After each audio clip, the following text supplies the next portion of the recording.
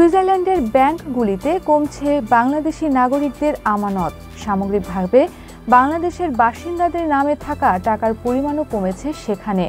বৃহস্পতিবার সুইজারল্যান্ডের কেন্দ্রীয় ব্যাংক সেখানের ব্যাংকগুলির গত বছরের সম্পদের পরিমাণ প্রকাশ করেছে। সুইস ন্যাশনাল ব্যাংকের ওই পরিসংখ্যানে দেখা গিয়েছে টানা 2 বছর সুইস ব্যাংকে বাংলাদেশিদের রাখা অর্থের পরিমাণ কমেছে।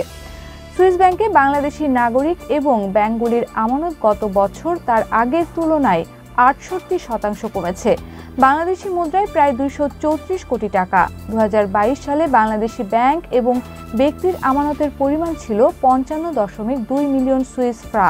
2021 সালে এর পরিমাণ ছিল 87 কোটি 11 lakh Swiss ফ্রা।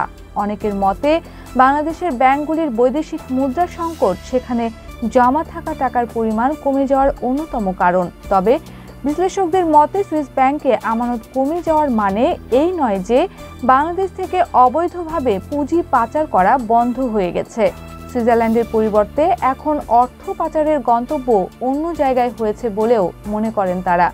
Policy research institute of বাংলাদেশের নির্বাহী পরিচালক আহসান এইচ মনসুর সংবাদ মাধ্যমকে বলেন, বাংলাদেশ থেকে অবৈধ অর্থ পাচার এখনও হচ্ছে, কিন্তু সুইস ব্যাংক এখন আর পছন্দের গন্তব্য নয়, কারণ সেটা এখন আর পরিচয় গোপন রাখার জায়গা নয়। তার মতে এখন যুক্তরাষ্ট্র এবং ব্রিটেনে রিয়েল এস্টেট ব্যবসায় অর্থ পাচার এবং বিনিয়োগ করা হচ্ছে। Happy Rahman, Padma news.